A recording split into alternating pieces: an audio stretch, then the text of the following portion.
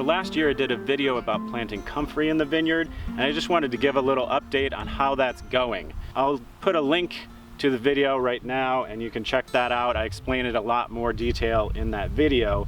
But the basic idea is this is supposed to be a living mulch in between the grapevines. It's supposed to smother all the grass out, and then I don't have the grass that I have to scythe down. Grass is a huge competitor for water and nutrients with the grapevine, so I'm hoping that this will make my life a lot easier. Most of the roots cuttings that I planted have been established, not all of them as well as these ones here, but you can see that they've grown pretty wide, and the eventual size of this swath will be 3 to 4 feet. So that will just make things so much easier.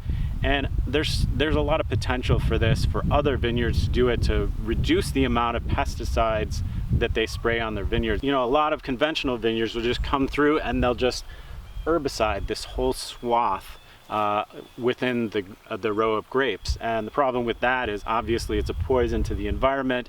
It can kill beneficial insects and other beneficials, but it also has the potential to damage the grapevines because grapes are really susceptible to herbicides. Right here along the perimeter of the hoop house is another good place to plant these rows of comfrey. I've got some established. I planted it maybe like a month and a half, 2 months ago here. And this will spread out and it will kill all the grasses right up to the edge of the hoop house, and then I won't have those grasses encroaching because the grasses spread by these underground rhizome kind of things. And so if I can prevent those from growing anywhere along the edge of the hoop house, then I won't have this constant encroachment of perennial grasses into the hoop house. So that's what I'm going for here. I've planted this whole side. I think in the spring I'm going to try to plant a bunch more and just surround the entire hoop house around the perimeter. And that will make my work a lot easier in the future inside when I'm digging up those beds.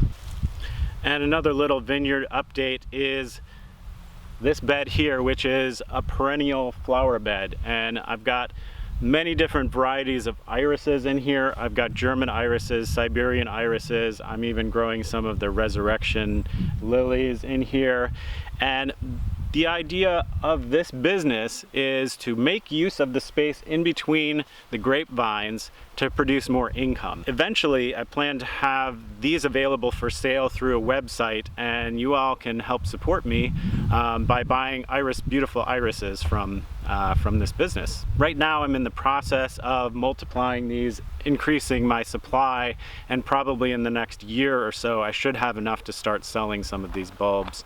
And I have a business partner who's working with me on this as well. So we'll have those available for sale, and hopefully you can start buying something from me. And I have this vision for the future of all of these beds in between the rows of grapes here, and in the springtime, like May or so, this will all just be like blooming irises, and we could have an event here where people come to see the blooming irises, and then they can also purchase the bulbs. And it's a great way to make use of this space that's normally wasted in a vineyard. I planted my vines on a wider spacing to allow more light penetration and also airflow through the vineyard because it's an organic vineyard.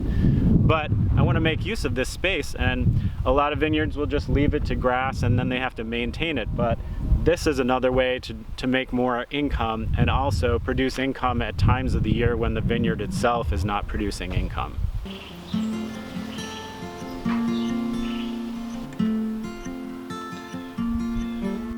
Hey, hit that like button and subscribe to the channel. Also, follow our Instagram and Facebook pages where you'll get more frequent updates on my hardcore sustainable life.